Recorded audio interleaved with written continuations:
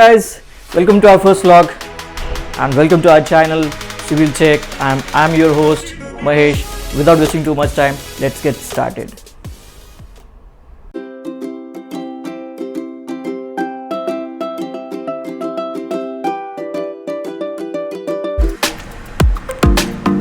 Hey guys, welcome. Excuse me for my coffee. I need this coffee at this time. So basically, this is our first vlog, and we have chosen this first vlog topic is ERP systems. Why we did this ERP system or why we selected this ERP system as first topic, because we believe this is a digital world now and this is a need of our area. That is why we made a presentation. If it went wrong or if we made certain mistakes, excuse us, we really sorry for that. We'll make our genuine efforts, we'll put our genuine efforts to make the content good and up to the benchmark. If any suggestion, please put your suggestion on comments. If you are not subscribed our channel, please subscribe our channel, like our channel, share our channel as much as you can. Let's increase our channel and we want that most of people should join our channel so that we can create more good content. It will motivate us to create good contents. Shortly, let's move to our presentation now. Let's get started. So the first slide what we have, the first question rather in your mind might be, what is ERP? So the full form of ERP is Enterprise Resource Planning. Most of the people get confused. They think ERP is nothing, it's a name of product or it's a name of software. It's not. ERP is neither a name nor a company of any software systems. It's a concept. ERP system is a software in which multiple processes are interlinked and dependent. So different department or multiple departments are interconnected. Each department will do their own work and that will get compiled, and also that is interlinked with certain further department. For example, until unless you don't do drawings, you're not able to do estimation. Until unless you don't do estimation, you're not able to do further purchase. So like this, there is a dependency on all of the processes. The next question in your mind would be, why we need ERP? So I have segregated in three patterns.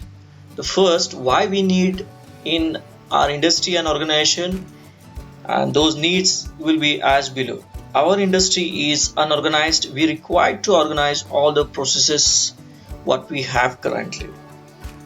It's very hard to manage mid and large size projects without ERP system because the quantum is much. You can't go and collect the data from different sites manually, and to compile the data, it's a very hectic job, and again the accuracy is a question mark. With the use of ERP, we can efficiently control our cost, time and resources for all our projects across organization.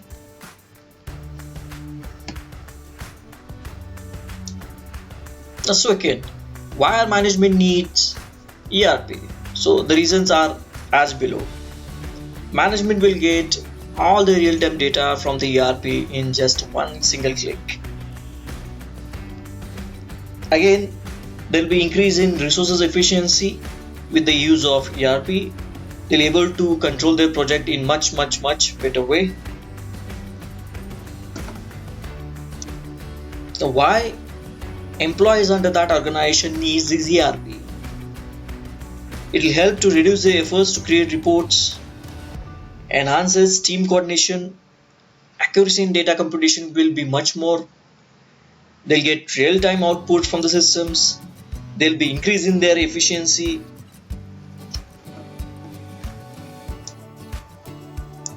What are ERP models under ERP?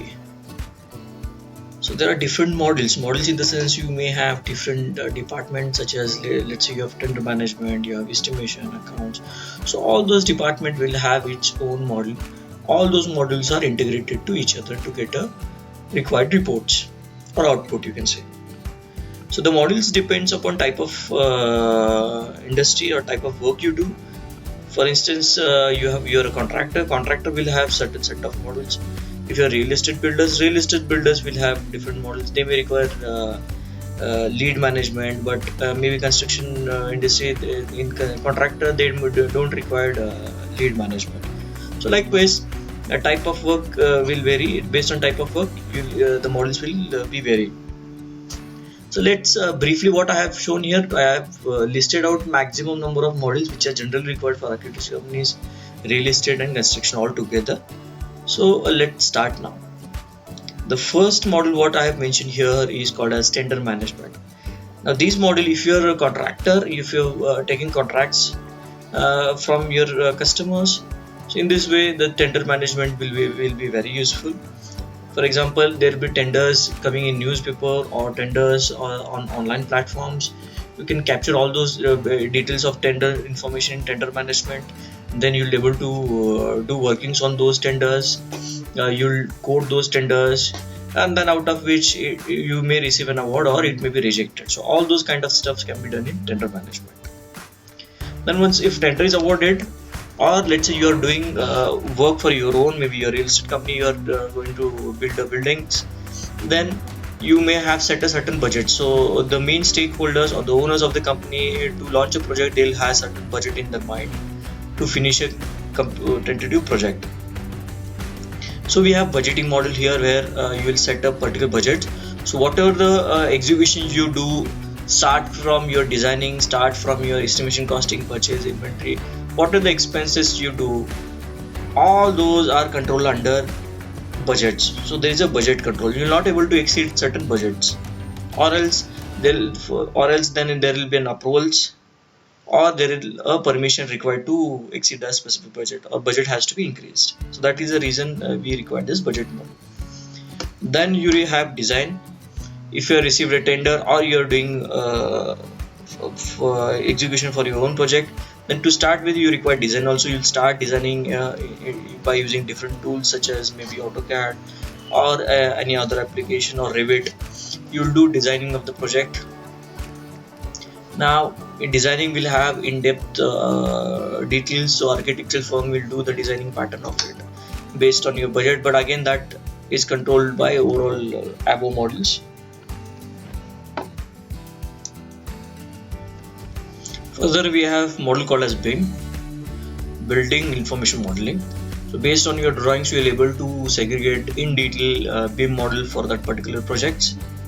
Now this will help you to understand each layer by layer what details are there for that particular project. Now based on BIM, you can do estimation costing, that is the second model. In detail, you can drop down your WBS, that is work breakdown structure. For each breakdown structure, you will add activities, what are the tasks you required. Now for all those tasks, you will take out the quantities by using BIM model. You'll put a quantity into the required resources. I mean material, labors, subcontractors, equipments, overheads, etc. So with the help of this, you will arrive certain costing. So in estimation costing, you will arrive to certain cost for each and every WBS. Now further, once your estimation costing is ready, you will do scheduling or planning for that particular WBS. Now planning in detail you'll align all those activities, when to start, when to finish. Based on the resources will get allocated to all those activities. Then you will set your procedures. With the help of this, you will get monthly plan. Each month how much quantity of activity you have to execute, for which how much resource you required. So accordingly you will have planning for activity and resources as well. Also you'll able to monitor under schedule what is planned, how things are going on actual, and what is the variance. So all those you'll get it in scheduling. Further, we have a model called as procurement. In procurement, you will able to raise different purchase requests for your materials, in which further this will get approved from your project managers. Once it is approved, it will go to your procurement team or purchase team, where they can give all this requirement to the vendors, so where vendors can quote their rate. Once you receive a rate, there can be a material rate comparisons. Once it is compared, once it is final who is L1, they'll place an purchase order. Your purchase team will place an purchase order. Even there is a procedure where you can raise advances against purchase order. Once that is happened, then the next process, or instead of procurement, let's say if you have your own ready mix plant, or you are making bricks at your site itself, or if you have your precast unit at place, so in that case there can be a model called as own productions. From own production, it will be prepared and delivered to site. Further, now there is inventory. Based on purchase order or your own production, all the required materials will be delivered to sites, in which you can manage this thing in inventory. There can be GRN entered or MRN entered, that is material receipt note or goods receipt note, in which you can tag against which PO it came, from which vendor it came, what was PO quantity, how much you have accepted it, how much is rejected if quality is not good, what is the test certificate required. If it is mandatory, then mandatorily you have to add it, you have to do quality check. Then material will be received. Once the material is accepted, then it will go to the stock. Since it went to the stock, now daily basis it will be consumed against certain activities. So there is an issue to the contractors or issue to your engineers for the specific activities which are going on the sites, so against which this will be issued. So definitely you will get a reconciliation automatically. From estimation it is clear how much it is required, and from issue you will come to know how much actually you consume. So that's how you will get a reconciliation in inventory. There can be site to site transfers also, which can be managed here, and billings or invoices entry can be done in inventory. Next we have contractor management model. In contractor management model, all the tasks you can manage for your contractors, that can be done in contractor management model. The flow will be like this. You can raise your tenders for the activities which you want to execute. You can raise this tender to among your contractors, get a rate from them, you can do a comparison. Further, you will place a work order to them. Against work order, if you want to raise any ad hoc advances or mobilization advance, you will be able to give against those. Further, while doing execution, you can add your MBs. Those MBs or measurement book, once you entered it, it will get approved. Based on that measurement books, your RA will be prepared. RA is nothing but running bill account, will be prepared. In that, you will able to do some addition of cost or deduction of cost. Also, you will able to do advance recovery as well, and the final RA will be made. Then if there is any revision in the rates, then you can do amendment of your work orders. So whatever the amendment rate is there, with that rate your RA will be prepared. Once this RA is prepared, then it is posted to accounts for further making of payments. You have labor management model also. In labor management model, all the labors are registered. All the tasks which they do, that are managed in terms of timesheet. Based on the timesheet, daily basis payment, what it is there for the labors, it will get calculated, and all those costs will get auto assigned to the specific project, and your reconciliation will be done in this way. If you have plant and machineries equipment maintenance, then you have certain set of purchase request for your machineries.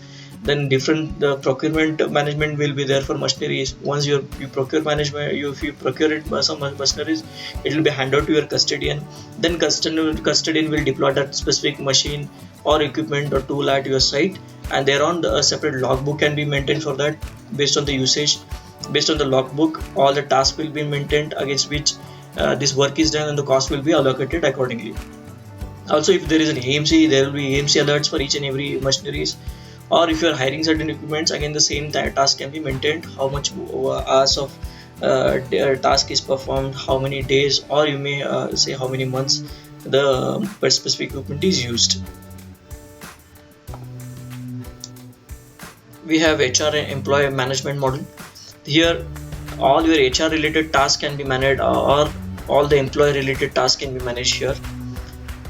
It starts from requirement of resources. You will raise a requirement resource. Let's say you need a supervisor, how many number of supervisors you need, or if you need an engineer, how many number of engineers you need. You can raise a request.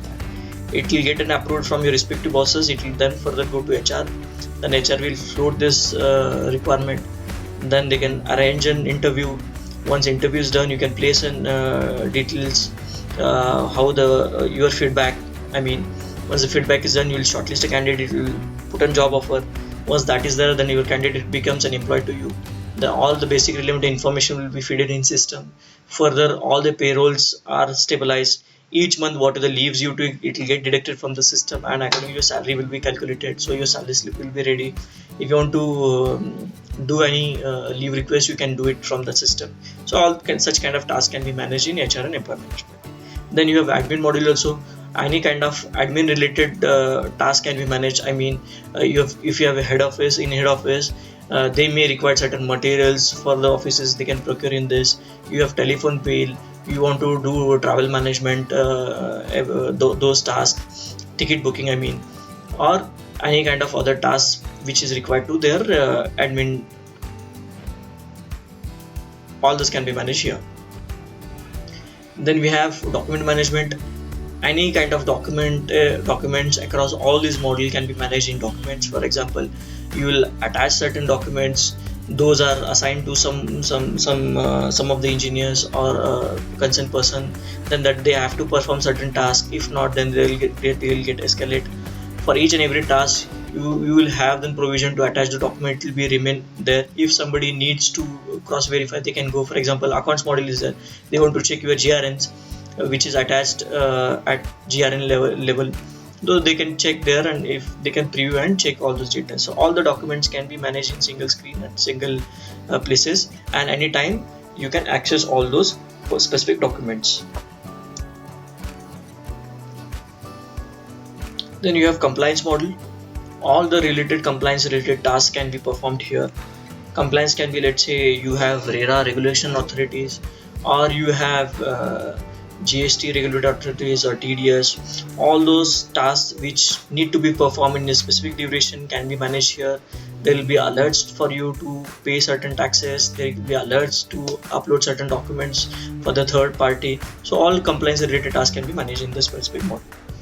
Then if you are real estate builders, for real estate builder you require lead management system. Lead management system, you will do a lot of campaigns on your Facebook, you will do a lot of campaigns on Google Ads and so on. Maybe certain inquiry you will able to receive on your websites also.